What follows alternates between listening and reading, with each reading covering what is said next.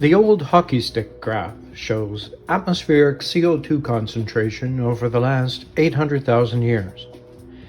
It's never exceeded 300 parts per million before, but since the mid-1800s, it's begun a rapid increase that is currently a trend leading to an extinction level event. So what's been going on here?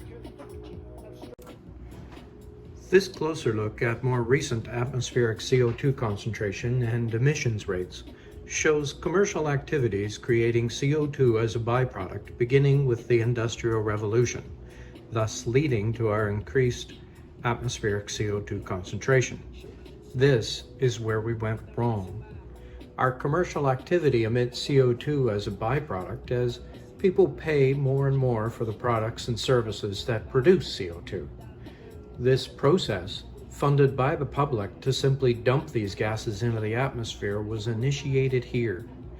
At the time, anyone could see the waste coming from our new smokestacks, but it was much cheaper to ignore the problem.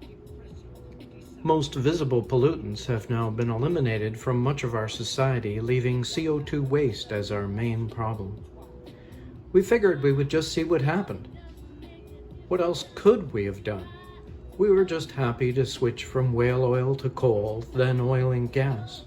Fossil fuels have been our steady friend, providing us with heat, energy, and light to strengthen our civilization.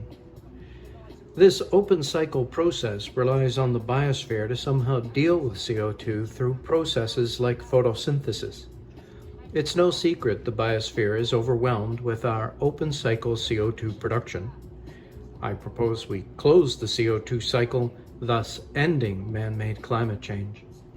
The following animation shows the open cycle process we operate now and the closed cycle process we must adapt to rid ourselves of excessive CO2 waste.